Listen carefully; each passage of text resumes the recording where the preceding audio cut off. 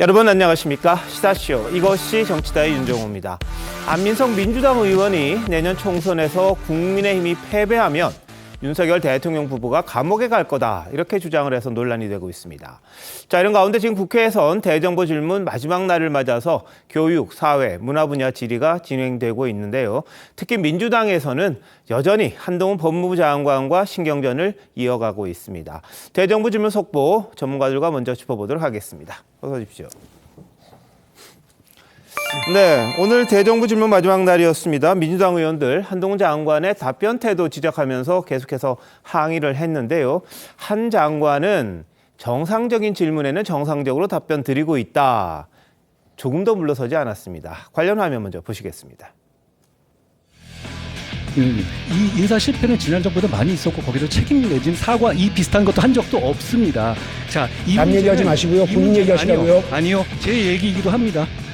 장관님, 예, 자, 장관님, 위원님, 호통 치실 일이 아니잖아요. 왜 호통을 치십니까?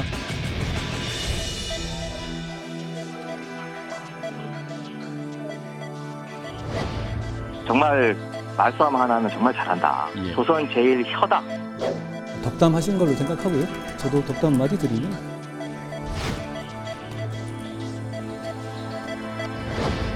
윤석열 정부, 윤석열 대통령에 대한 평가를 보면 부정평가에서 가장 많은 게 독단적 일방적이다 이런 평가예요. 장관이 보여줬던 여러 가지 언사, 아나모 인식, 국회 경식, 국민 무시하는 것 이런 것도 그 윤석열 정부 평가의 하나의 단초나 또는 구성인자가 된다라고 생각하는데 어떠세요? 위원님 평가하시고요. 제가 위원님이 말씀하신 질문에 대해서 제가 뭐 또 강하게 얘기하지 않지 않습니까? 저는 정상적인 질문을 하실 경우에는 정상적으로 답변 드리고 있습니다.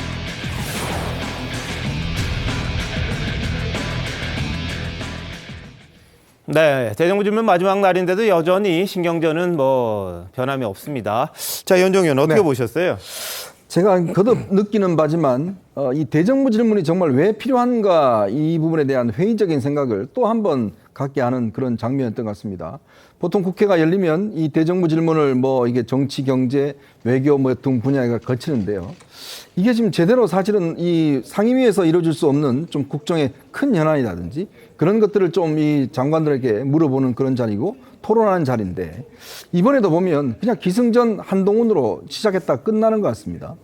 한동훈 장관과의 모든 지금 질의자들이 보면 한동훈 장관을 불러내서 질문을 하고 또 그걸 통해서 언론을 타니까 아무래도 본인도 얼굴도 알려주고 하니까 계속 그런 질문을 하는 것 같아요. 네. 근데 그 내용을 보면 과연 이게 필요한가에 대한 이 회의를 가질 수밖에 없어요. 왜냐하면 지금 앞으로 있을 수도 있지도 않는 이 출마론 문제라든지 이런 거를 계속적으로 묻습니다. 또 더군다나 저는 좀 전에 김병주 의원 질문했는데 네. 도대체 무슨 질문 하시려고 그런지 모르겠어요. 법무부의 대체법무요원을 가지고 그게 뭐가 지금 문제가 그 숫자를 과연 법무부 장관이 아느냐 모르느냐가 왜 중요한 것이죠? 자, 그런 것들을 따져 묻는데 저렇게 호통치고 한다든지 네. 질문을 다 하고서 그냥 답변 기회를 조금만 준다든지 이런 식의 형태를 보면 과연 이 대정부 질문이 혹시나 이 의원들 얼굴 날리기용이 아닌가. 예. 진짜 이 대정부 질문을 하기 위한 게 아니라 정말 한동훈 장관하고 자기가 한 붙어서 언론에 나오고 그래서 자기가 선거 유리하게 하고 예. 이런 용으로 사실은 시간을 허비하는 게 아닌가는 그 느낌을 정말 지울 수는 없습니다. 자, 서전 위원장은 어떻게 들으셨어요? 네, 근데 사실은 대정부 질문은 야당에서 필요한 것을 한 부분이라고 생각하는데요. 예를 들어 정순신 국가본부장의 어떤 인사 검증 실패에 대해서 이것이 법무부가 만약에 그게 능력이나 환경이 안 된다면 예전으로 돌아갈 생각이 없느냐 아니면 혹은 법무부 장관이 주무부 장관이기 때문에 책임에 대해서 이야기하면 한동훈 장관은 그것은 이제 문재인 정부 때도 어쩔 수 없지 않냐 이런 식으로 어떻게 보면 메신저라든지 과거 정부에 대해서 이런 정부의 대책이나 설명이 아니라 네. 계속 정치적인 행위를 계속 하는 부분이기 때문에 한동훈 장관이 TV에 나오고 야당 의원이 같이 이제 끼어 나오는 것이지 예. 한동훈 장관이 TV에 나온다고 해서 야당 의원이 네. 매스컴을 타기 위해서 하진 않습니다. 그래서 예. 저는 왜 이 법무부 장관이 왜 정치를 계속 할 것인가의 질문도 법무부 장관, 즉 중립을 지켜야 되는 것이기 때문에 이 부분이 행여 법무부 장관 역할이 아닐 수 있다, 문제될 수 있다. 그래서 이렇게 답변하고 묻는 겁니다. 알겠습니다. 자, 한동훈 장관의 답변을 둘러싼 논란 말씀드렸고요. 다른 이야기 이어갈 텐데 지금 속보 하나 처리하고 넘어가겠습니다. 경찰이 강남 납치 살인 피의자들의 신상을 공개했습니다. 자, 3명에 대한 건데요. 지금 이 사람이 피의자가 이경우, 나이가 35입니다. 35이고요. 또 지금 연지호. 이 사람은 지금 29이에요. 29이고요. 이경우, 지금 보는 이경우, 그 사람은 35입니다. 그러니까 이경우, 황대한은 35, 연지호는 29. 이렇게 3명이 일단 신상이 공개가 됐습니다. 경찰은 구속영장이 발부가 됐고요. 범행 증거가 충분하다고 이야기를 했습니다. 그리고 지금 범행 교사 공범 1명을 추가로 체포해서 조사 중이라는 소식이 막 속보로 들어왔습니다. 자, 지금 이경우 35이고요. 황대한 35이고요.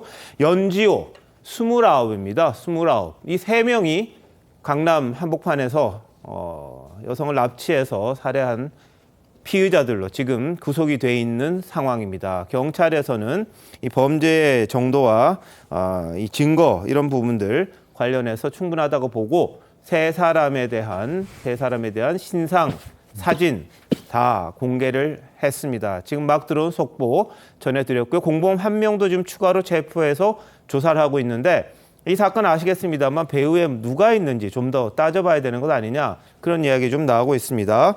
자, 정미 변호사. 네. 뒤에 또 뭐 거대한 게 있습니까? 어떻습니까? 그렇습니다. 그렇기 때문에 신상 공개도 비교적 빨리 결정된 게 아닌가 싶은데요. 네. 처음에는 이 여성을 납치하는데 직접 가담한 2명이 용의선상에 올랐습니다.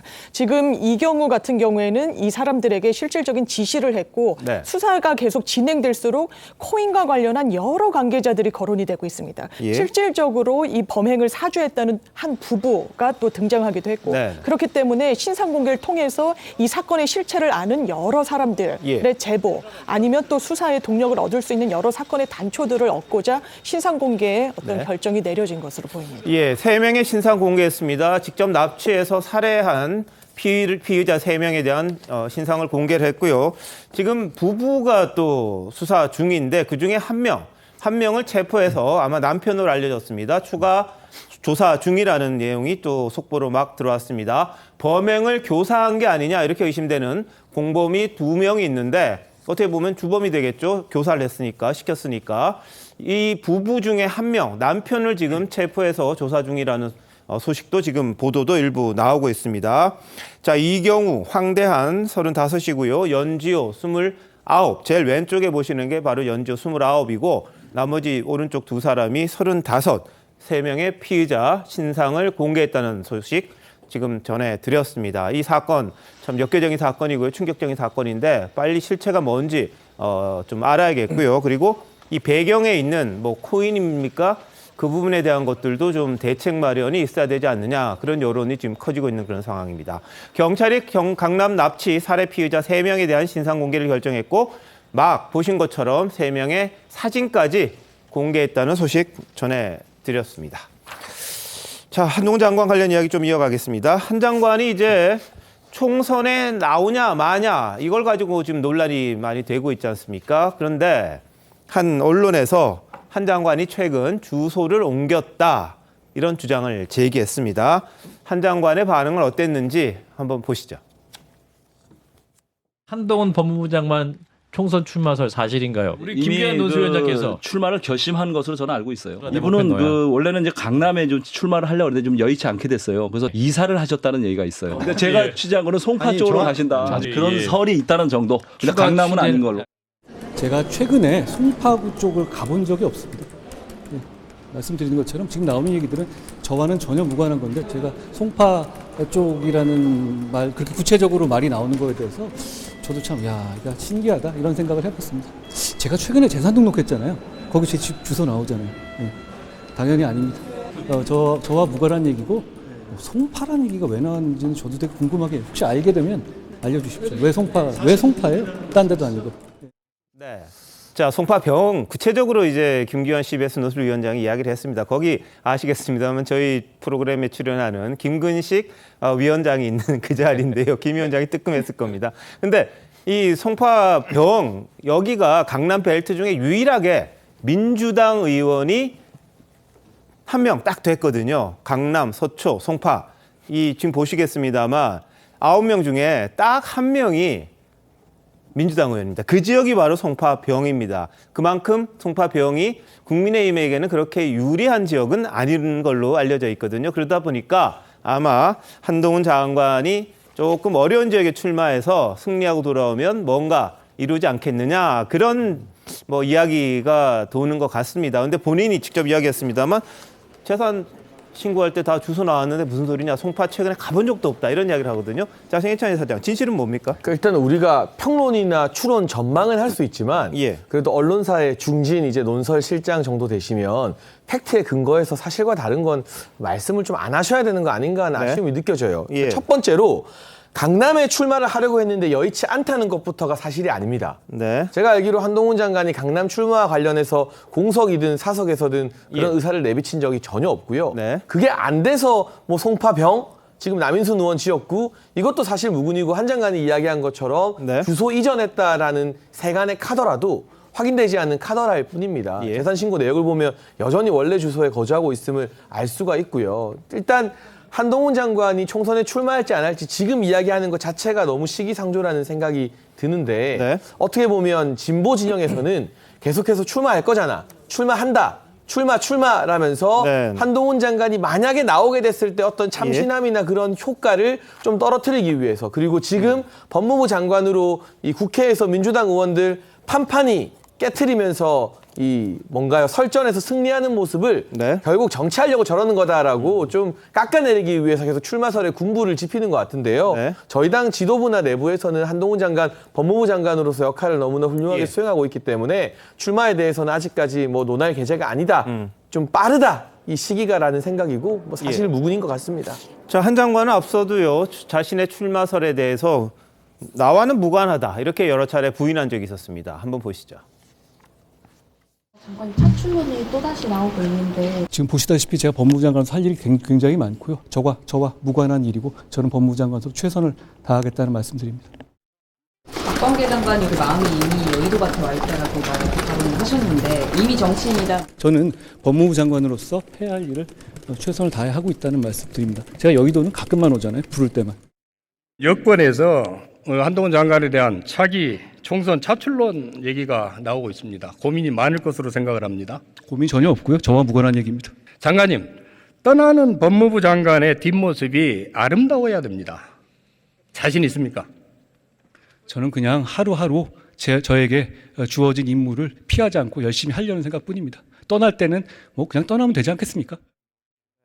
자, 본인은 계속해서 뭐 정치와 관련해서 선을 긋고 있는 그런 상황이긴 합니다만, 정미경 의원님, 뭐 지역구 하나 가지는 거, 어디 가는 거 굉장히 어렵잖아요.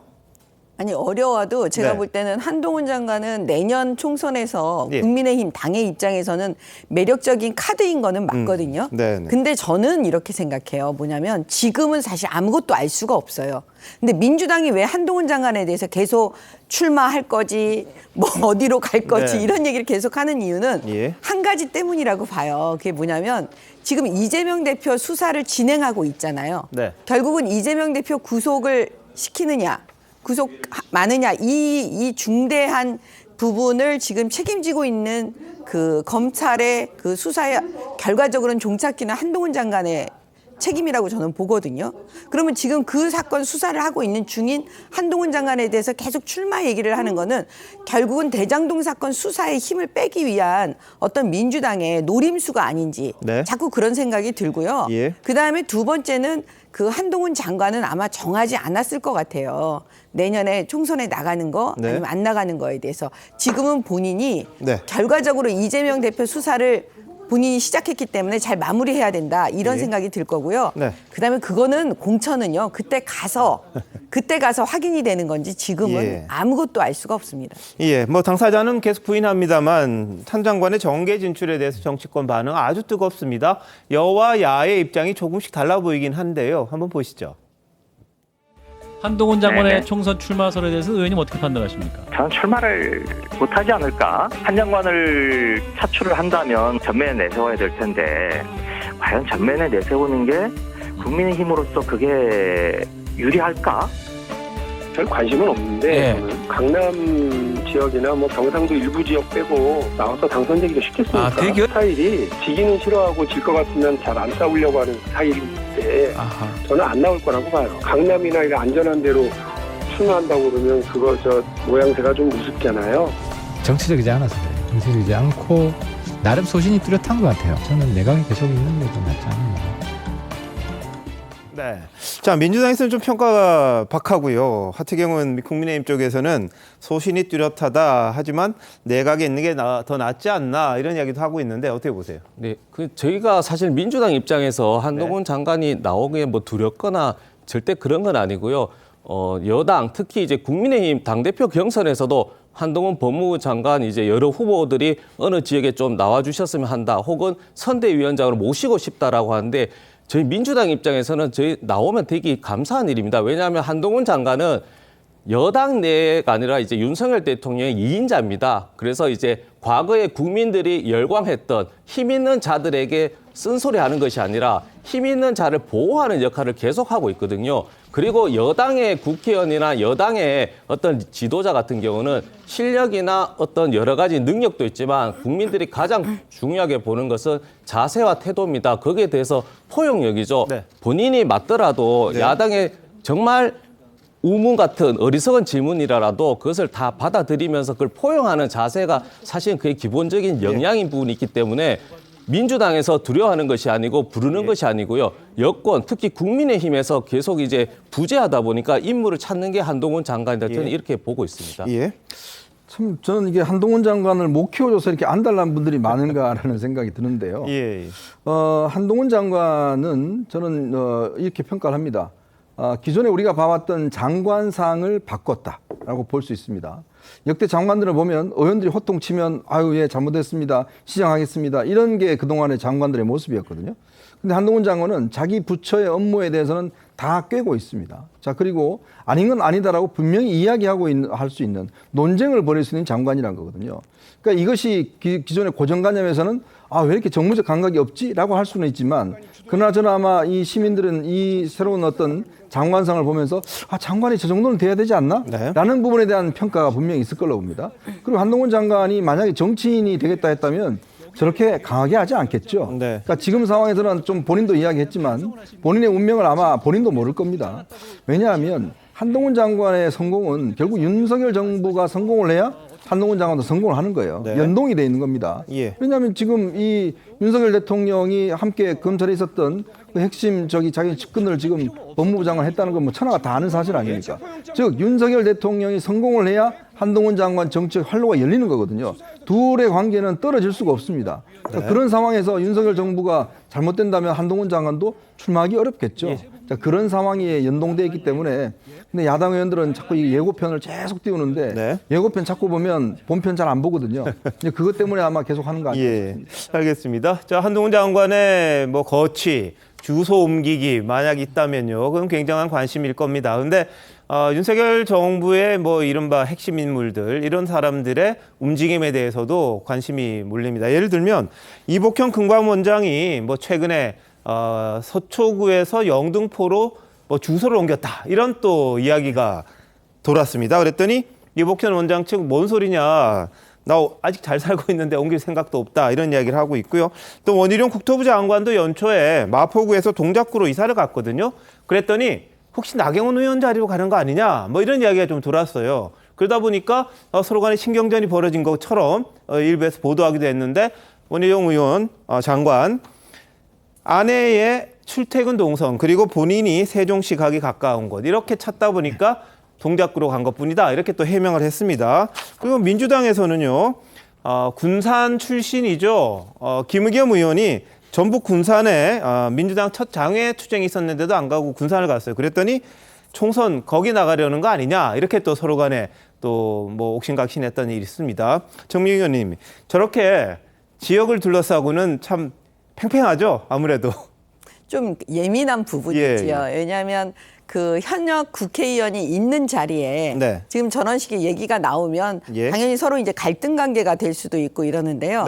그 원희룡 장관이나 사실은 한동훈 장관의 경우에는 그 국회의원보다는 더 큰 대권의 꿈이 있는 분들이기 때문에 예. 과연 내년 총선에 그게 가는 게 본인한테 유리한지 불리한지 아마 다 계산을 하게 될 것 같아요. 네. 그다음에 한동훈 장관도 지금 장관 자리에 계속 있는 게 유리한지 불리한지 예. 이런 거 다 본인들이 생각을 안 하겠습니까? 근데도 이제 주변에서는 주소지 옮기면 막 재밌잖아요. 네. 약간 그 예. 갈등 관계를 약간 부추기면서 보는 그런 재미라고 하면 네. 조금 그렇지만 그런 부분 때문에 언론에서 그 관심을 갖는 것 같습니다. 알겠습니다. 공천이라는 게 뭐 정치인들에겐 생명과 같은 거니까 그런 일들이 비일비재한 것 같습니다.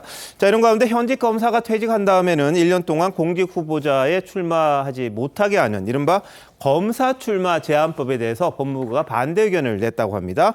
한동훈 장관, 이게 원래는 윤석열 방지법 아니었느냐 그렇게 또 이야기를 했습니다. 한번 보시죠. 법무부에서 이번에 검사 출마 제한법에 반대 입장을 내셨다고 하는데 이건 시간이 좀 지나셔서 많이들 잊어버리신 것 같은데 바로 그 법이 최강욱 의원이 윤석열 당시 후보자를 출마하지 못하게 하기 위해서 발의했었던 소위 말하는 윤석열 방지법이거든요.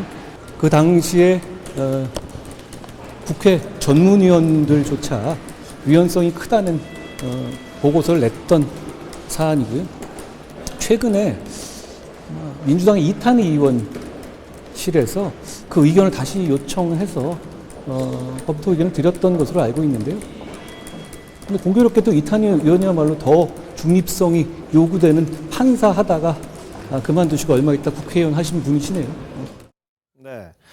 자, 이탄희 의원실에서 요청이 있어서 의견을 냈다는 건데요. 자, 정윤 변호사 어떻게 보십니까? 네, 사실 수사 기관에 몸담고 있는 사람이 바로 정치권으로 직행하면 본인이 몸담고 있는 검찰 조직의 어떤 정치적 중립성을 의심받게 할 수가 있습니다. 법원도 마찬가지겠죠. 그런 취지에서 뭐 윤석열 방지법이라고 이야기를 하고 있지만 검찰에 몸담았던 사람이 법원에 있던 판사가 바로 어떤 국회의원에 출마한다거나 하는 것이 과연 정당한가라는 문제 제기에서 나온 법률안이고요. 아마 관계부처의 의견을 받아야 되기 때문에 법무부에서는 이게 직업 선택의 자유라는 헌법적인 기본권을 또 침해하는 성격이 있기 때문에 그렇죠. 좀 반대 의견을 낸 것으로 보이고 한동훈 장관과 관련해서는 짧게 말씀드리면 차출론을 언급한 게 민주당이 아닙니다. 국민의힘의 수많은 의원들, 뭐 윤핵관 호소인이라고 지칭됐던 박수영 의원들이 전면에 나서서 586 퇴진에 앞장서서 총선 치러야 된다고 했습니다. 그러니까 미리 이런 부분을 떠올려서 김을 뺄 필요가 있냐, 전략에 과연 있는 거냐라는 지적이 있었죠. 그러니까 이런 이야기가 나오는데요. 아마 정치하실 수 없을 겁니다. 당내에 많은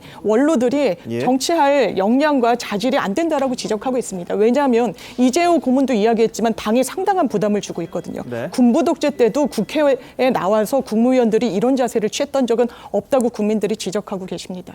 제가 지도부로서 짧게 말씀드리면 이재호 상임고문보다는 한동훈 장관이 저희 당에 많은 도움을 주고 계십니다. 이재호 상임고문 개인의 의견일 뿐인 것 같습니다. 알겠습니다. 자, 뭐 독재 시대 때 언급을 하셨습니다만 국무위원 또 총리 국회에 와서 상당히 목소리를 높였던 건 아마 이해찬 총리가 가장 대표적이지 않았나 이런 기억이 떠오릅니다. 말하자면 뭐 그 없었다는 게 아니라 그 당시 옛날과도 뭐 비교가 되겠습니다만 그때가 굉장히 상징적인 장면들이 몇 개 있었던 것 같은데 그 이후로 아주 허심탄회하게 의원들과 의견을 주고받는 모습들을 좀 볼 수 있었던 게 아닌가 싶기도 합니다. 저 공직 사퇴 시한 이거 말씀하시는데 지금 공직자들이나 저희 기자들도 그렇습니다. 90일 전에 사퇴를 해야 됩니다. 그런데요, 민주당의 지금 일부 의원들이 자꾸 이렇게 어떤 특정한 인물을 겨냥해서 이렇게 법을 만들다 보면 이게 정말 입법부의 신뢰도라든지 이게 정말 추락합니다. 자, 지금 이거 검사가 왜 1년 전에 출마를 하지 말아야 된다는 이 법률적 근거가 뭐죠? 그럼 판사들은요, 이수진 의원, 최기상 의원 판사 그만두고 바로 출마했잖아요. 근데 그러면 왜 검사만 1년을 출마를 제한해야 되죠? 그 이유가 뭡니까? 그러니까 이게 뭐냐면 결국은 자꾸 지금 민주당의 일부 지금 법률가 출신 의원들이 특정인을 겨냥해서 자꾸 입법하라. 차라리 한동훈 방지법을 만들세요. 한동훈 장관은 영원히 출마할 수 없다. 그 법을 만드는 게 솔직한 거 아닙니까? 만들자면 뭐 본인들 만들 수 있잖아요. 무슨 법이 다 만드니까. 그러니까 법을 자꾸 이런 식으로 개인적으로 이렇게 사적으로 만들어버리면 이거야말로 정말 이 민주주의가 파괴되는 겁니다.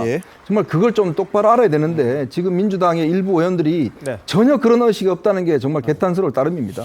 자, 민주당 최강욱 의원이 2020년 12월 검사가 퇴직한 다음에 1년 동안 공직 후보자 출마를 제한하자 이런 개정안을 대표 발의했었습니다. 그 이유 뭔지 당시 발언들 한번 보시죠. 적어도 검찰총장 혹은 검사장 혹은 법원장, 대법관 이런 고위직 사법 집행 책임자들은 몇 년 안에는 선출직에 나가지 못하도록 저는 뭔가 장치를 만들지 않으면 지금 이 사법에 대한 여야 그다음에 진영 간의 대결이 계속 반복되고 확대될 것 같아요. 정치인총장은 있을 수가 없고요. 있었어도 안 되는 일입니다. 그 점 한 번 더 저도 되돌아보고 좀 더 최고 지휘 감독자로서 최선을 다하겠습니다. 한번 그런 입법 논의를 해봐 주시면 중립성을 담보하는 장치로 도움이 되지 않을까. 검찰 정치를 끊어내고 사법 신뢰를 회복하기 위해 정치인을 꿈꾸는 검사와 법관이 퇴직 후 1년 동안 공직 후보자로 출마하는 것을 제한함으로써 수사 및 사법 절차의 공정성과 정치적 중립성을 높이는 계기로 삼고자 합니다. 예, 자 서재현 위원장, 이게 뭐 법적으로 위헌이라는 주장도 있는데 어떻게 보세요? 그렇죠. 그게 법적 말씀하셨지만 이제 직업 자유의 선택에 대한 법적인 제한 이게 침해된다는 논리도 있고 그와 반대로 뭐 금융감독 그 이제 직장에 다니신 분은 사실은 이제 은행권, 증권사도 취업 제한이 있기 때문에 이런 여러 가지 중립성과 헌법의 개인의 보장이 충돌하는 지점이 분명히 있는 것이고요. 이 부분은 저도 개인적으로 이게 어느 쪽이 답이다라고 명확하게 결론을 낼 수는 없더라도 이런 논의는 계속 이어져 나가는 것이 중립성, 부처에 대한 그거를 강화하는 계기가 되는 것인데 저는 이 부분이 뭐 민주당이든 뭐 국민의힘을 떠나서 법무부라든지 국정원이라든지 통일부라든지 문재인 정부와 윤석열 정부에서 같은 법안이라든지 같은 주장에 대해서 다른 의견을 계속 내는 것 자체는 어떻게 보면 물론 뭐 거기에서 정치적인 책임도 있겠지만 그 담당하시는 고위 공직자분들이 정말 중심을 잘 잡고 이 부분은 아니다 그러면 실세나 혹은 여당이더라도 이 부분은 위헌 소지가 있다라고 명확하게 해주셔야지 자꾸 정부가 바뀌는데 그 정권만 바뀌는데 의견이 계속 법무부 의견이 바뀌었지 않습니까? 그런 부분에 있어서 이제 저는 법무부 장관의 그런 개인적인 의견에 따라서 법무부 직원이 2년 전에는 이 부분에 대해서는 괜찮다 의견이 합헌은 아니더라도 이렇게 동의하는 걸로 요청이 왔는데 이번에 이제 그 이탄희 의원의 요청에서는 이거는 조금 문제가 있다는 의견을 반론한 것이거든요. 이 부분에 대한 문제 제기도 좀 한번 해보고 싶습니다. 결국은 그 문재인 정권의 그 추미애 장관이 잘못한 거라는 걸 지금 말씀하고 계시는 것 같아요. 그런 잘못이면 왜 그러냐면 지금 이게 위헌 소지가 있다는 건 전문가들 다 알고 있어요. 그러니까 추미애 장관은 본인이 법무부 장관으로서 그때 당시 이런 법은 위헌 소지가 있으니까 안 된다라고 의견을 내야 되는데 본인이 막 부추기면서 법안 내달라고 그럼 검토해보겠다 이런 취지로 말을 하는 것 자체가 그게 비정상입니다. 알겠습니다. 뭐 상식적으로 생각을 해보죠. 이게 직업 선택의 자유라는 아주 헌법적 가치가 있는 건데 특정 직업에 대해서만 그걸 막을 수 있느냐? 예를 들면 이걸 뭐 위헌 심판을 청구한다든지 그랬을 때 그 결과가 어떻게 나올 거냐? 그걸 한번 고려해 보면 기본적인 것들이 나올 것 같은데 여하튼 정권이 바뀌었다고 왔다 갔다 하는 법무부 그것도 문제가 있겠죠. 다만 법무부가 법의 원칙에 따라서 결정을 내리면 되지 않나 싶은데 이게 정치적인 영향 그게 있어서는 안 되겠다 이런 생각도 좀 듭니다. 자, 근데 이탄희 의원은 지난달에 한동훈 장관에게 이렇게 물었습니다. 총선 출마 예정인 현직 검사가 몇 명이냐? 한번 보시죠. 장관님, 다음 총선에 출마 예정인 현직 검사들이 몇 명이나 됩니까? 그거 저한테 물으시는 건 이상한 질문 아닌가요? 네, 알고 계시면 좀 이상할 뻔했습니다. 판검사들에 대해서는 본인이 맡고 있었던 재판이나 수사의 공정성, 그 외관을 보호하기 위해서 출마 전까지 좀 냉각기를 가져야 된다. 이런 지적들이 좀 있는데 알고 계십니까? 위원님께서도 판사하시다가 출마하셨으니까 더 잘 아실 것 같습니다. 자, 이탄희 의원 뭐 판사한 다음에 한 1년 가까이 거의 1년 가까이 변호사 활동을 하다가 국회로 들어온 건 맞더라고요. 그때 그런 일이 있었습니다만 갑자기 이제 검사 출신 몇 명 출마할 거냐 이렇게 물으니까 좀 황당한 답이 왔죠. 장희찬 이사장, 검사 출신 다음 총선에 많이 나올 거다. 많은 분들이 예상은 합니다. 어떻습니까? 그러니까 저 개인적인 의견임을 전제로 저는 검사 출신인 분들이 많이 출마하는 거 적절하지 않다고 생각을 합니다. 민주당이 그 프레임을 잡아서 또 엄청나게 공격할 것이고요.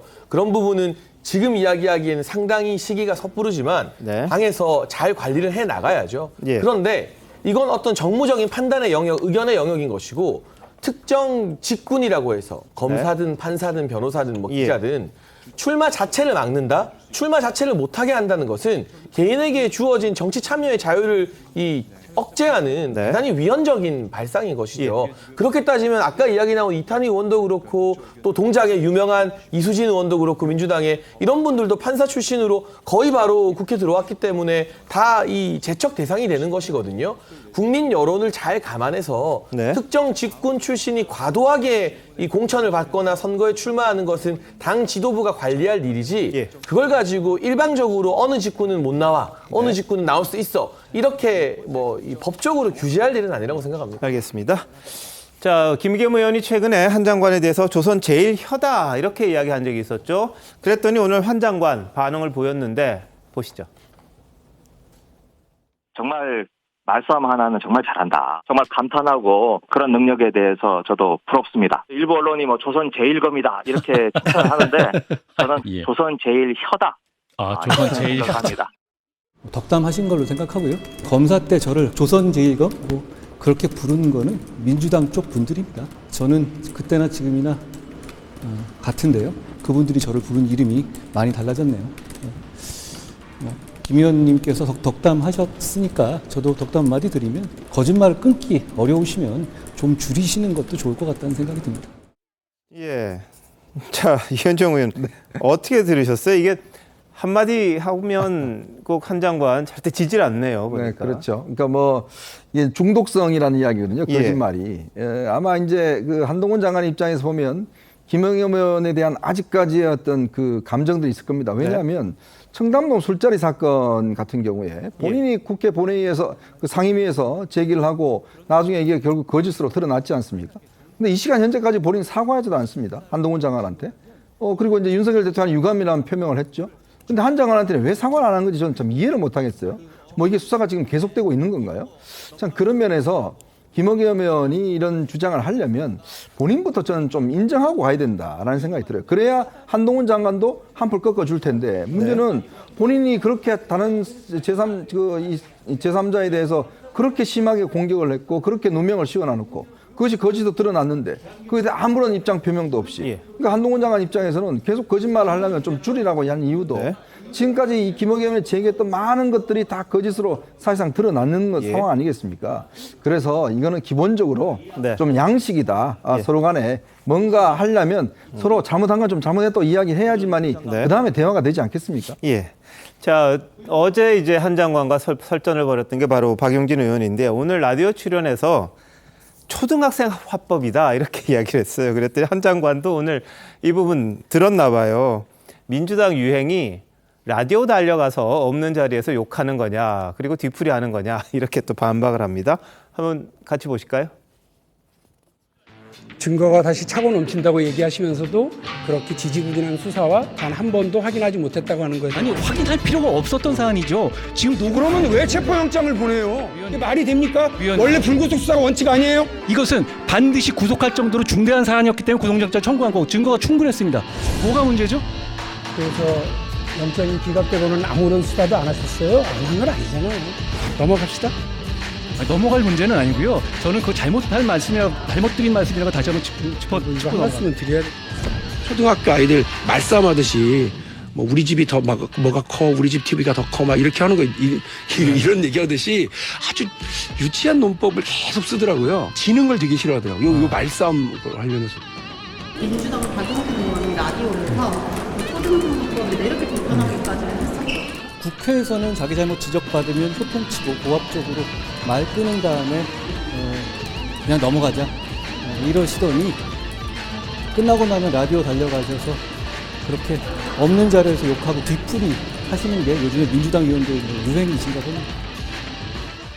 네, 한 장관 또 박범계 의원에게도 라디오 말고 법사위 나오지 않냐 직접 나한테 말해라 이렇게 따진 적도 있는데 이어서 한번 들어보시죠. 본인의 지금 행동과 말과 여러 가지 처신을 보면 이미 마음은 그 여의도밭에 와 있는 거예요. 이미 여의도밭에 왜 와 있냐? 이미 정치인이에요. 박범계 장관이 오늘 그 마음이 이미 여의도밭에 와 있다라고 발언을 하셨는데 이미 정치인이다 뭐 이런 식으로. 박 장관님께서는 저랑 법사위에서 자주 뵙잖아요. 나 거기서 말씀하시면 좋겠어요. 맨날 다음날 무슨 뭐 저 친한 라디오 방송 가서 말씀하시잖아요. 그냥 저 있을 때 당당히 말씀해 주시면 저도 잘 설명드리겠다는 말씀드립니다. 예, 자, 한 장관과 민주당 의원들 간의 신경전 연일 이어지고 있는데요. 어떻게 보셨습니까? 중요한 건 국민이 어떻게 판단하시는 건지 아니겠습니까? 인터넷에서 패러디물이 넘쳐납니다. 한동훈 장관이 물건을 살 때, 편의점에 갈 때 조롱하고 희화화하는 겁니다. 국민들이 좋지 않게 보고 계신다는 거겠죠. 한동훈 장관에게 예의를 이제는 부탁드릴 수는 없을 것 같습니다. 그런 태도 변화는 너무 극적일 것 같고, 다만 최소한 국무위원으로서 자기 반성은 있어야 되는 거 아닙니까? 인사검증이 부실했다는 부분에 대해서 질문을 받으면 물론 전 정부의 인사 부실 지적할 수 있습니다. 하지만 그게 대답의 전부가 돼서는 안 됩니다. 본인이 뭐라고 얘기했습니까? 인사검증 시스템 가져갈 때 이제는 기자들이, 국민들이 인사의 투명성을 법무부 장관에게 묻게 하도록 하겠다고 했습니다. 그렇지만 참사가 났지만 대답하지 못했습니다. 그러면서 경찰이 세평조회를 잘못했다고 했습니다. 이게 어떻게 책임 있는 자리에서 본인이 권한을 늘려있고 있는 상황에서 국민들 앞에 할 수 있는 답변일 수 있겠습니까? 예. 그러니까 패러디물의 주인공이 되고 있는 겁니다. 알겠습니다. 자, 김혜재 의원에 대해서도 또 한마디 했어요. 김혜재 의원이 한 장관 애창곡 뭐냐 이렇게 본회의 대정부 질문 때 물었습니다. 거기에 대한 답인데요. 같이 한번 보시죠. 장관님 애창곡이 있습니까? 애창곡이요? 뭐 윤도현은 아닌데요. 뭐 제가 특별히 노래 부르는 거 좋아하지는 않습니다. 윤석열 정부와 우리 한동훈 장관이 이끄는 검찰을 보니까 우리 한동훈 장관의 애창곡은 김수희의 애모가 생각이 납니다. 그대 앞에만 서면 나는 왜 작아지는가? 국민들께서 판단하실 거라고 생각합니다. 지금 말씀하신 거에 대해서. 국민들께서 제 애창곡을 궁금해하실 것 같지 않거든요. 저는 그것이 오히려 그런 의미 없는 질문, 그리고 누구를 그냥 모욕 주기 위한 질문을 국민들께서 보시고 판단하실 문제라고 생각합니다. 뭐 저는 그럼에도 불구하고 성실하게 답변 드릴 겁니다. 제 애창곡이 누가 그렇게 관심 있겠어요? 예, 자, 지금 보셨듯이요. 김의겸, 뭐 박용진, 그리고 김혜재, 박범계, 뭐 이런 의원들, 자신을 공격했던 많은 사람들에 대해서 오늘 기자들을 5분을 만났는데 다 이렇게 평을 했어요. 한동훈 장관이. 이거 어떻게 봐야 될까요? 이제 보통의 경우에 야당의 이제 국회의원들이 그 정치 공세라는 큰 틀 안에서 그 장관들에게 질문을 합니다. 근데 그 질문이 보통은 정상적이고 굉장히 진지하게 국민들한테 들리는 질문을 해야 되는데 지금 민주당 의원들이 굉장히 그 심해요. 그 진지하지가 못해요. 그러니까 자꾸 비정상적인 그 행태의 질문들을 막 하는 거죠. 뭐 장관한테 애창곡이 뭐냐고 막 물어보고. 그러니까 정치 공세를 하는데 한동훈 장관에 대해서는 더 심하게 약간 조롱 섞인 질문들을 하니까 보통의 여태까지 장관들은 어떤 방식이었냐면요. 그냥 그렇게 조롱 섞인 질문을 들어도 받아도 그냥 아예 알겠다 대충 넘어가고 죄송합니다 뭐 이러고 넘어가요. 그런데 한동훈 장관은 그 부분에 대해서 이제 지적하는 겁니다. 그 물어보는 사람의 수준이 얼마나 안 되는지 이게 조롱인지 아니면 정상적이지 않은지를 계속 그 확인시켜주는 그 응답을 하고 있어요. 그러니까 이제 민주당 의원들이 더 이제 막 어떻게 주체가 안 되는 것 같아요. 근데 제가 볼 때는 아까 말씀 잘하셨어요, 변호사님이. 국민들이 어떻게 생각하느냐가 중요한데 이제 국민들께서 보시기에 민주당 의원들 제발 그러지 말라고 할 것 같아요. 제가 한마디만 더 보태면요. 참 이 한동훈 장관 대답하는데 한동훈 장관이 욕을 했습니까? 아니면 사실과 다른 이야기를 했습니까? 그러니까 자신의 질문에 대한 응답을 다 한 거거든요. 근데 민주당 의원들 질문 한번 보십시오. 애창곡이 뭐냐? 저게 지금 이 대정부 질문에서 할 수 있는 질문입니까? 해야 될 질문인가요? 그게 지금 우리 국민들 삶과 뭐가 다른가요? 그리고 질문 시간 중에 대부분을 다 질문하고 답변 시간 짧게 주면서 답변하라고 그럽니다. 그게 맞는 이야기인가요? 또 갑자기 무슨 뭐 숫자를 갖다가 질문합니다. 그러니까 장학퀴즈냐고 이야기하지 않습니까?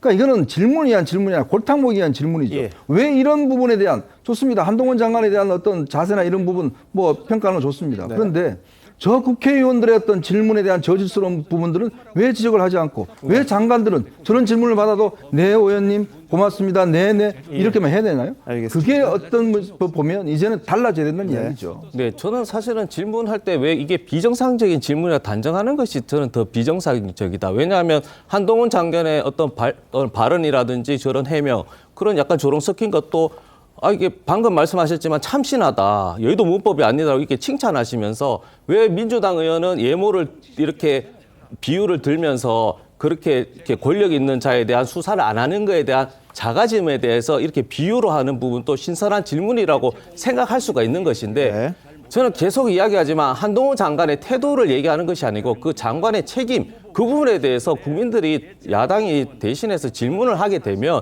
그에 대해서 답변을 하면 되는 것인데 그에 대한 메신저라든지 혹은 과거의 정부를 끌어들이면서 자신의 책임을 외면하는 이 태도에 대한 문제 제기를 계속 하는 거기 때문에 이 부분을 한동훈 장관의 개인적인 어떤 조롱이나 이 부분을 저희 민주당이 공격하는 것이 절대 아니라는 말씀 꼭 드립니다. 알겠습니다.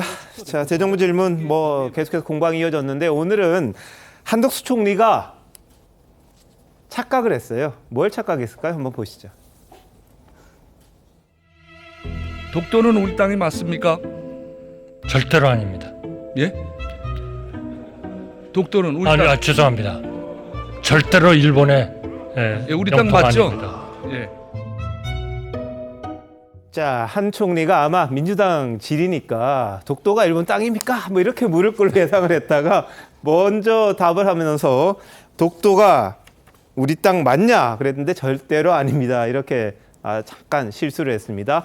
그동안 민주당 의원들이 계속해서 독도를 둘러싸고 한일 정상회담과 관련해서 독도를 넘긴 거 아니냐 이런 지적을 하다 보니까 아마 한 총리가 잠깐 실수한 것 같습니다. 질문 끝까지 듣고 답해야 정답이 나오는 거 아닌가 싶습니다. 자, 다음 이슈입니다. 이런 가운데 민주당의 윤 대통령을 향한 공격 수위가 도를 넘었다 이런 지적 나왔습니다. 무슨 말이냐면요. 안민석 민주당 의원이 한 말 때문입니다. 국민의힘이 총선에서 지면 윤 대통령 부부 감옥 갈 것 같다. 한번 직접 들어보시죠. 총선에서 국힘이 지게 되면은 레임덕이 있지 않겠습니까? 그렇게 되면 이제 차기 정권을 야당한테 다시 이제 뺏길 거고요. 그러면은 윤석열 대통령과 김건희 여사가 무탈하겠습니까? 아마 감옥 갈 것 같아요. 총선을 승리하려고 하는 것이 윤석열 정권의 시장 최대 목표이지 않겠습니까? 그러면은 계속적으로 이렇게 사생결단식의 정치는 계속될 것이고요. 네. 총선을 지면 다음 정권을 야당에게 뺏길 거고 그러면 윤 대통령, 김건희 여사 부부가 무탈하겠냐, 감옥 갈 것 같다. 어떻게 해석해야 됩니까? 이걸 뭐 어떻게 해석하고 말고 할 게 있나요? 이게 오선의 중진 의원이 어디 사석에서 농담하듯 한 말이라도 문제가 될 텐데 방송 인터뷰에서 할 수 있는 말인가요? 이제 이 집권하고 임기 1년 차인 대통령에게 총선 지면 감옥 갈 것이다.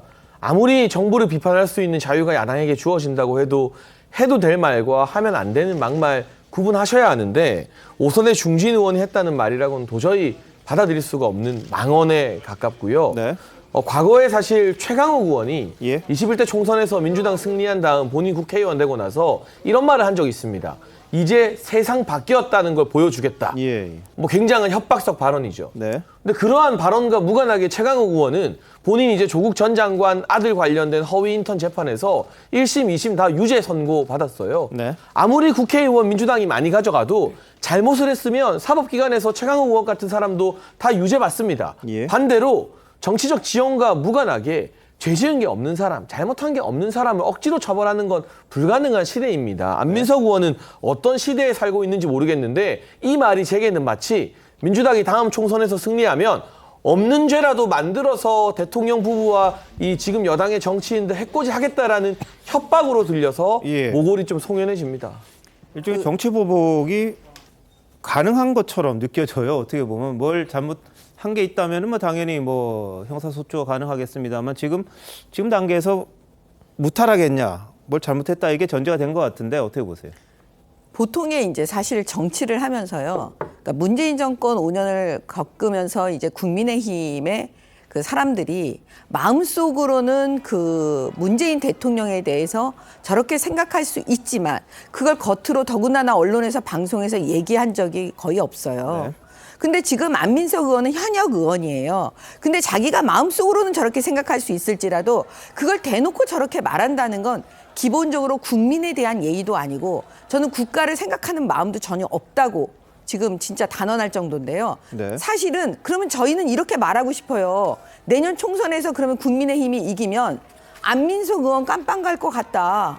이렇게 막 개인적으로 떠들으면 안민석 의원 좋겠습니까? 진짜 질문하고 싶어요. 네, 그건 뭐 하도 그러니까 말씀하신 거죠, 뭐 그런. 네, 아니 그러니까는 비유를 하는 거예요. 네, 그럴 네. 정도로 예. 우리가 느끼기에 황당하다는 말씀을 드리는 겁니다. 그러니까 이제 안민석 의원이 말씀이 취지 자체는 공정한 수사를 좀 더 이제 강하게 진행해야 된다는 그런 취지인 것 같고요. 저희가 그 3월 9일 대선 때 이제 앵커님 또 저희가 계속 주제로 이야기했을 때 누가 대통령이 되든지 대장동에 대해서는 특검을 약속을 하고 그리고 배우자 관련해서 수사를 누가 대통령이 되든지 간에 다 공정하게 신속하게 하자라는 말씀을 굉장히 많이 해주셨지 않습니까? 그것이 1년 반 정도 지났을 때 결과를 봤을 때 한쪽에서 즉 대선에서 진 쪽의 어떤 수사는 신속하게 강도가 굉장히 강하고 그에 반해서는 대선 대통령 된 쪽에서는 수사가 공정하게 있지 않았다. 그런 이런 부분에 대한 문제 제기를 하면서 이제 총선의 결과와 연동시킨 거라 저는 이해를 하고 있습니다. 예. 그 안민석 의원은 그 돈 빨리 찾아오셔야 되는 거 아닌가요? 그 돈 언제 찾아오실지 모르겠습니다. 그렇게 이야기를 하셔놓고 또 윤주호 씨 아까 화면에 나왔는데 윤주호 씨 지금 뭐 못 데리고 오잖아요. 좀 우리가 데리고 오셔야 되는 거 아닌가요? 그러니까 본인의 말에 지금 이 신뢰성이 사실은 솔직히 이야기해서 그동안 워낙 이렇게 이야기 자체를 뭐 이상한 이야기를 많이 하셔서 이 신뢰성이 일단 없기 때문에 논평할 가치도 없습니다만은 그러나 좀 오선의 무게를 좀 느끼시기 바랍니다. 예. 자, 이게 뭐 최근에 거부권 행사 뭐 이런 부분들에 대해서 이 차기 총선까지 악순환의 정치가 이어지지 않겠냐 이런 취지의 질문을 하니까 총선의 의미를 저런 식으로 이제 부여하다가 윤 대통령 부부의 감옥행까지 이야기가 나왔습니다. 자, 이런 가운데 정청래 최고위원, 민주당의 수석 최고위원이죠. 오늘 최고위원 회의에서 뭐라고 그랬냐면 윤 대통령의 과거 인터뷰를 인용하면서 아직도 거짓을 선동하느냐, 신봉하느냐 이렇게 이야기를 했습니다. 후쿠시마 오염수 방류 문제를 비판한 건데요. 근데 일각에서는 정 최고위원이 윤 대통령의 인터뷰 발언을 왜곡했다 이런 지적도 나옵니다. 어떤 말을 했는지 한번 보시죠. 윤석열 대통령은 2021년 8월 대선 후보 시절 후쿠시마 원전이 폭발한 것은 아니다. 그러니까 방사능 유출은 기본적으로 안 됐다는 말을 했습니다. 진짜 이 말을 했는지 다시 한번 동영상을 보도록 하겠습니다. 체르노빌 원전사고 후쿠시마는 이제 조금 지진과 해일이라는 그리고 방사능 외부에 유출돼서 사람이 죽고 다친 건 아니다. 윤석열 대통령은 지금도 이런 거짓을 신봉합니까? 국제원자력 기구가 일본의 로비를 받아서 후쿠시마 오염수 문제없다고 하면 후쿠시마 수산물 수입 문제없다고 주장하시겠습니까? 지금 알리바이 축적 중입니까? 네. 자, 정청래 의원의 최고위원의 주장은 그겁니다. 윤 대통령이 방사능 유출이 안 됐다. 이렇게 전제를 하고 이야기를 했다. 이런 주장이고요. 근데 반면에 인터뷰 관련해서는 윤 대통령 입장은 후쿠시마에서는 지진과 해일 때문에 사람이 다치고 한 거지 방사능 유출로 인해서 사람이 죽은 건 없었다. 이런 취지라는 겁니다. 그래서 방사능 유출이 안 됐다고 말한 건 아닌데 이걸 좀 왜곡한 것 아니냐 이런 주장이에요. 자, 어떻게 보십니까? 방사능 유출로 다치지 않은 사람 없지 않습니다. 피폭된 후쿠시마 원전 피해자들이 상당히 많이 있거든요. 그리고 보고도 많이 되고 있습니다. IAEA 이야기 하셨는데요. 사고 척도 체르노빌보다 더 위험 지수가 높다라고 했습니다. 6등급이었고 체르노빌이 이 후쿠시마 7등급을 받았거든요. 그래서 이 발언이 왜 소환되는지가 중요한 맥락일 것 같습니다. 대통령 일본 다녀오신 뒤에 교도통신이 이렇게 보도했습니다. 후쿠시마 오염수 방출과 관련해서 윤석열 대통령이 한국 국민들을 설득하겠다고 이야기했다라고 했습니다. 거기에 대한 대통령실의 정확한 입장 뭡니까? 만약에 그런 발언이 실제로 없었다면 당연하게도 일본 정부를 향해서 그리고 해당 언론사를 향해서 강도 높게 문제 제기를 했어야 됩니다. 그런 모습 보이지 않기 때문에 국민들은 대통령이 과연 후쿠시마 원전수 유출과 관련한 입장이 어떤지, 국민들의 건강권과 관련한 어떤 입장인지 과거 발언을 보더라도 사실 이 문제에 대해서는 대단히 안일하다는 인상을 지우기가 어렵습니다. 자, 대통령실에서는 사실 무근이라고 계속해서 이야기를 했고요. 반론도 제기하고 그랬습니다. 그리고 절대 수산물 수입한 일도 없다 그랬고 방류소 관련은 과학적으로 보겠다 그런 입장인 거거든요. IAEA가 지금 조사 중이고 그런 상황 아닙니까? 어떻습니까? 네, 대통령실에서 입장 여러 번 밝혔습니다. 교도통신 언론 보도에도 유감을 표했고요. 지금 IAEA의 국제적인 검증뿐만이 아니라 한국인 전문가가 후쿠시마 오염수 관련된 과학적 검증 과정에 참여해야 한다라는 분명한 조건을 내걸었습니다. 수차례 그러한 입장을 밝혔고 오히려 문재인 정부에서 지난 2020년 해수부를 주축으로 한 TF에서 후쿠시마 오염수가 과학적으로 문제 없다라는 검증 보고서를 냈다는 사실이 알려지면서 또다시 내로남불 논란에 휩싸이고 있는 것이고요. 후쿠시마 원전 같은 경우 이 발언의 원래 취지는 체르노빌처럼 원전 자체의 붕괴로 사고가 일어난 것이 아니라 지진 해일이라는 외부적 요인으로 인해서 사고가 일어났기 때문에 다르다라는 걸 설명하는 과정이었던 것인데 정청래 수석이 저걸 저렇게 왜곡해서 또다시 국민적 갈등을 야기하면 안 된다라는 정정의 말씀을 좀 드리고 싶습니다. 예. 자, 이 국민의 건강 안전 가장 중요한 부분이죠. 누가 국민 건강이 그리고 안전이 해치는데 이걸 허용을 하겠습니까? 다만 예전에 광우병 때처럼 이 잘못된 정보에 감정적으로 내지는 비이성적으로 이 과학을 무시하면서까지 그렇게 휩쓸려 가서는 안 되는 것 아니냐 이런 지적도 일부에서 나오고 있는 그런 상황이거든요. 냉정하게 생각하고 과학적으로 판단하고 거기에 따른 결정이 있으면 어떨까 하는 그런 생각입니다. 자, 한편 조수진 국민의힘 의원이 민생특별위원회 위원장인데요. 이게 정책 아이디어인지 아니면 실언인지 좀 애매한 그런 부분이 좀 있습니다. 양곡관리법의 대안으로 밥 한 공기 다 먹기 운동을 제안을 했습니다. 이재명 대표 반응까지 한번 보시죠. 남아도는 쌀 문제가 굉장히 지금 가슴 아픈 현실 아닙니까? 예. 그렇다면은 밥 한 공기 다 비우기 이런 것들에 대해서도 우리가 논의를 한 거예요. 여성분들 같은 경우에는 그 다이어트를 위해서도 밥을 잘 먹지 않는 분들이 많거든요. 그러나 다른 식품과 비교해서는 오히려 칼로리가 낮지 않습니까? 쌀값 대책으로 밥 한 공기 다 먹기? 진짜 정말입니까? 정말 황당무계한 발상에서 뭐라고 표현을 못하겠어요. 너무 신중하지 않을 뿐만 아니라 너무 경박스럽다. 진지해지시기를 바란다는 말씀 드리고 싶었습니다. 예, 자, 조유 최고위원의 제안 어떻습니까?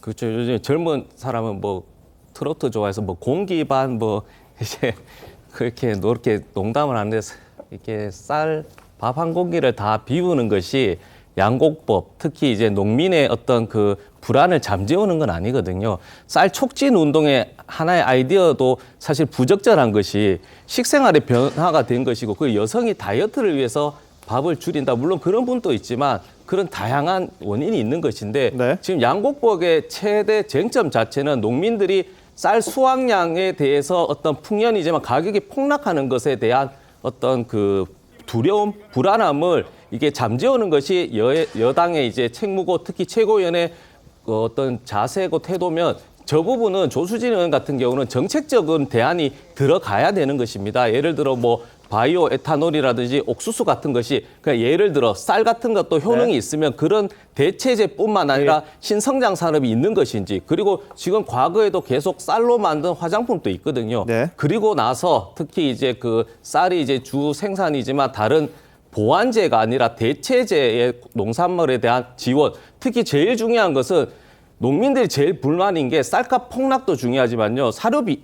죄송합니다. 비료값이 폭등했습니다. 그러니까 비료값에 대한 어떤 가격 인하에 대한 정책이라든지 지원 이런 정책이 나와야지 조수진 최고위원답다. 그런 말씀을 꼭 드리고 자, 조유 최고위원은 민생회의에서 나온 아이디어를 소개한 건데 그걸 진위를 왜곡해서 선전선동하는 거 유감이다 그랬고요. 이재명 대표는 성남시장 시절에 쌀 피자 만들기 그런 걸 내놓고 쌀 소비를 촉진하지 않았느냐 이렇게 또 반박하기도 했는데요. 자, 어떻게 보세요? 지금 이제 참 국민의힘이 이제 출범한 지, 새 지도부 출범한 지 한 달이 이제 가까워지는데요. 우리 또 장해찬 최고 옆에 계신데 참 최고위원들이 돌아가면서 이렇게 사고 치니까 참 기가 막힙니다. 뭐 수석 최고위원한 김재원 최고위원 뭐 본인 스스로 한 달 동안 말 안 하겠다고 지금 들어가 있고 더군다나 지금 민생을 챙기겠다고 해서 지금 민생 119라고 해서 조수진 최고한테 이런 중책을 맡긴 거 아니겠습니까? 의원들 구성해서. 자, 그러면 이 민생이라는 문제는 여당의 국회의원, 특히 위원장이 하는 이야기는 국민들 느끼기에는 정책으로 느낄 수 있어요. 이게 아이디어 이야기 나오는 거 막 이야기하는 자리가 아닙니다. 이 자리가 그냥 나와서 아무나 이야기하는 자리가 아니에요. 즉 굉장히 엄중하게 결정된 사항들. 왜냐하면 이 여당의 이 위원장이 나오면 이게 실질적으로 시장에 미치는 영향이 굉장히 큽니다. 근데 아이디어 나왔다고 다 이야기를 해요?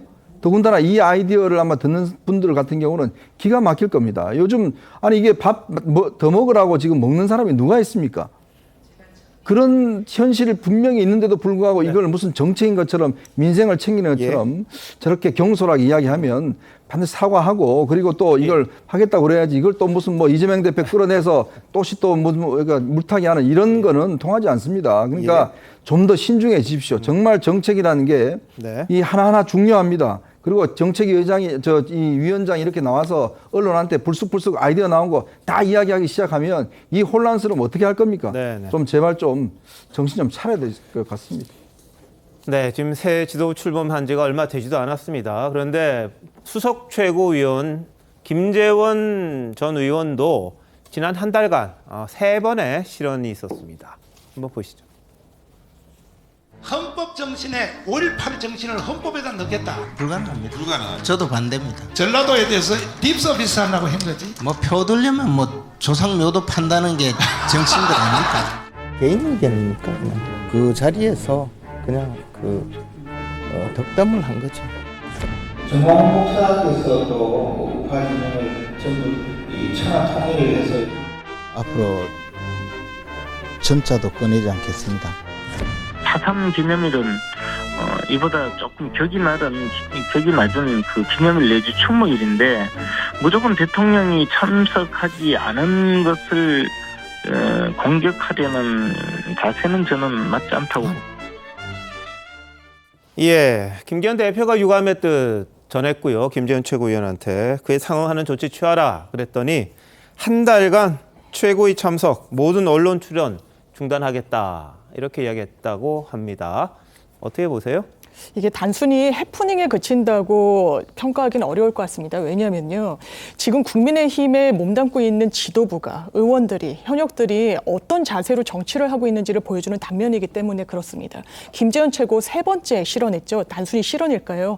이 부분 정말 윤석열 대통령만 보고 정치하는 모습의 한 단면입니다. 4.3 추념식에 대통령 못 가실 수 있죠. 다만 아쉽다는 지적 많이 나왔습니다. 그 직전에 가까운 대구에 가셨으니까요. 그렇다면 아쉽다고 이야기하면 되는데 그 이야기를 하지 못하는 겁니다. 이걸 왜 굳이 가지 않았는지 여러 말을 끌어다 이야기하다 보니까 이런 어떤 국민들이 용납할 수 없는 발언이 나오는 겁니다. 조수진 최고는 어떻습니까? 양곡관리법 윤석열 대통령의 대선 후보 시절 공약이었습니다. 30만 톤을 시장 격리하겠다고 공언했었습니다. 문재인 정부를 비판하면서요. 그런데 이걸 손바닥 뒤집듯이 뒤집었습니다. 그런데 이 부분을 엄호해야 되거든요. 그러니까 밥을 많이 먹자라는 정말 말도 되지 않는 아이디어를 내는 겁니다. 이 맥락을 볼 때 국민들이 하나하나 평가하고 계실 겁니다. 총선이 얼마 남지 않았는데 이런 지도부의 모습을 과연 어떻게 볼지. 대통령을 보고 정치해야 되겠습니까? 국민을 보고 정치해야 되겠습니까? 그런데 좀 전에 공약을 뒤집었다고 이야기를 하시는데 그 부분 제가 다시 말씀드립니다. 당연히 지금 현 정부도요. 모든 정부가 쌀을 뭐 생산하고 많이 하거나 할 때 자율적으로 이게 수매합니다. 근데 그거를 더 많이 하겠다는 것인데 그런 거 하고 아예 법으로 모든 거를 다 수매한다는 거하고는 전혀 다른 이야기예요. 자꾸 이제 민주당 분들이 이걸 가지고 무슨 공약을 어겼다 등등 이야기를 하시는데 아예 법으로 모든 거를 다 수매하는 거하고 예를 들어 정부가 재량권을 가지고 수매를 더 많이 하고 하는 거하고는 지금도 할 수 있습니다. 그거하고는 전혀 다른 차원입니다. 예, 알겠습니다. 정책을 둘러싼 공방은 지금 계속해서 이어지고 있고요. 대통령이 제의 요구를 했습니다. 이재명 대표는 재의결을 하겠다는 입장이긴 합니다만 3분의 2가 찬성을 해야 되는 부분이 있어서 현실화될지는 좀 미지수입니다. 근데 앞으로도 이런 게 지금 계속해서 이어질 것 같아요. 이른바 노란봉투법이라든지 뭐 이런 것들도 국회를 통과할 경우 대통령이 다시 한번 국회에다가 제의해달라 이렇게 일종의 거부권을 행사할 가능성이 좀 커 보이는데 이런 악순환이 계속되는 게 정말 바람직한 건지 민주당이 이른바 패스트트랙 내지 뭐 직회부 이런 식으로 여당과의 협의 없이 통과시킨 법안에 대해서 대통령이 계속해서 비토하는 형식이 과연 적절한지 한번 국회가 고민 좀 해봐야 되지 않나 싶은 생각도 좀 듭니다. 자, 근데 조수진 최고위원은요, 어제 김 최고위원의 두 번째 실언에 질책이 부족했다 이렇게 비판을 했다가 오늘은 김 최고위원의 세 번째 실언에 대해서는 좀 더 기회를 주자 이렇게 이야기를 합니다. 영상으로 한번 보시죠. 같이 일하는 최고위원이지만 좀 원망이 많이 크죠. 쉽게 말하면은 재범이잖아요, 재범. 공개적인 질책 그리고 어떤 이 부분에 대해서 공개 사과하라라든가 이런 거를 조속했다면은 이렇게까지 오래 끌지 않았을 거다. 김재원 국민의힘 최고위원이 또 세 번째 실언을 했는데 본인이 2번 사과를 했죠, 지금. 음주운전도 삼진아웃제가 있지 않습니까? 예. 왜곡된 측면이 있기 때문에 예. 좀 지켜보자. 기회를 드려야죠. 음주운전 삼진아웃에 비교하신 건 부적절하다 이렇게 의견을 보내주셨는데 그런 취지는 아니었지만 예. 그 부분에 대해서 오해를 가질 수 있도록 했다면 제가 그 부분에 저는 죄송하죠. 예, 자, 좀 더 기회를 주자 그랬는데 본인이 또 오늘 뭐라 그럴까요? 뭐 정책 아이디어로 내놓는 거는 뭐 그럴 수 있는데 이게 현실성이 있냐 없냐 이런 것도 좀 따져보고 좀 더 숙고해야 될 부분이 있지 않나 싶기도 합니다. 오늘 조수진 의원 최고위원의 발언이 또 한동안 논란이 됐습니다. 자, 지금 막 속보가 하나 또 들어왔습니다. 윤석열 대통령이 미국 상하원 합동연설이 가능할 걸로 보입니다. 오늘 미국에서 의원들이 좀 왔는데요. 미 하원 외교위원장이 윤 대통령에게 상하원 합동연설 초청을 했다고 합니다. 그러니까 국회 국회의사당에 이제 상원, 하원 같이 모여서 연설 듣는 기회가 바로 상하원 합동연설인데요. 예전에 박근혜 대통령도 그때 했던 걸로 기억이 나는데 미 하원의 외교위원장이 윤석열 대통령에게 상하원 합동연설 초청을 했다는 속보가 막 들어왔습니다. 이명박 대통령도 그 당시 했던 것 아닌가요? 그때 기억이 어떻게 되는지. 재성호 의원이 의원 되기 전에 그 단상에서 이렇게 목발을 흔들던 그런 기억이 나는데 대통령의 한미동맹 70주년을 맞아서 역사적인 연설을 하게 돼서 기쁘다. 이렇게 윤 대통령은 또 언급을 했습니다. 이게 10년 만에 상하원 연설이라고 합니다. 2013년에 박근혜 전 대통령이 마지막으로 이 미국 의회 연설을 했었고요. 그리고 미국 국빈 방문으로 초청받은 건 이제 12년 만이거든요. 근데 중간에 정부 하나가 비어요. 바로 문재인 정부입니다. 대체 무슨 일을 했길래 상하원 연설도 못하고 국빈 방문도 못하고 비었는지, 한미동맹이 지난 5년 동안 어떻게 되어 있었는지 그 잃어버린 5년에 대해서 회복하는 시간을 윤석열 정부가 가지고 있다고 보여집니다. 예, 자, 문재인 대통령도 미국 방문을 여러 차례 했습니다. 근데 기회가 됐을 수도 있고 안 됐을 수도 있고 국빈 방문은 또 미국이 한 번밖에 안 하는 그런 또 관례가 있고 그래서 성사 안 됐는지 모르겠습니다만 여하튼 윤석열 대통령이 국빈 방문을 하는 상황에서 미국 상하원 합동연설이 성사됐다는 소식이 막 들어왔습니다. 자, 다음 이슈로 넘어가 봅니다. 오늘 대장동 개발 수익 390억 원을 숨긴 혐의로 다시 구속이 됐던 김만배 씨 공판 열렸습니다. 자, 김 씨는 대장동 범죄 수익 390억 원을 차명 오피스텔에 보관하거나 다른 사람 계좌에 송금해서 이렇게 숨긴 그런 혐의인데요. 자, 김만배 씨가 재구속 영장 실질심사 받던 모습 한번 보시겠습니다. 검찰 주장 중에 무리하다 생각되는 거 있으면 한 말씀 해주시죠. 연전이 범죄 수익 은닉에 대해서는 부인하십니까? 이재명 측한테 돌아가는 돈은 없으십니까? 두 번째 구속. 네. 자, 김 씨 재판 이거 뭐 쟁점이 뭐가 될까요? 사실 범죄 수익 은닉과 관련해서 검찰은 그 당시에 굉장히 천문학적 액수의 이익이 났기 때문에 이 부분을 전부 본인의 수익이 아니라 뭐 아마 정치권으로 흘려보내는 그런 용도 등으로 차명으로 갖고 있었다라는 내용 같습니다. 그렇지만 1차 공판에서 김만배 씨 같은 경우에는 전부 부인을 했는데요. 아마 다툴 수 있는 법리적인 부분이 상당히 있을 것 같습니다. 왜냐하면 차명으로 범죄 수익을 숨기려고 할 때는 보통은 현금화하거나 이런 방법을 많이 채택하는데 검찰의 공소장 내용을 보더라도 수표로 해서 갖고 있었다는 내용이 들어 있습니다. 예. 그렇다면 이게 꼬리표가 있고 추적이 너무나 용이한데 과연 이런 방식으로 범죄 수익 은닉을 모의했을 것인가? 그리고 차명 부동산 같은 경우도 사실 추적이 비교적 용이하기 때문에 이런 부분을 둘러싼 법리 공판이 상당히 예상됩니다. 자, 근데 오늘 김만배 씨는요, 자신의 수익을 은닉한 혐의 받는 측근들 두 사람이 있죠. 이화영 보좌관 출신인 이한성 공동대표, 그리고 오토바이 헬멧남으로 알려진 최우양 이사, 이 두 사람에 대해서 그분들은 제가 직접 간접적으로 지휘하고 있었기 때문에 나한테 책임을 묻는 게 온당하다, 이렇게 약간 보수다운 이야기를 했다고 하는데요.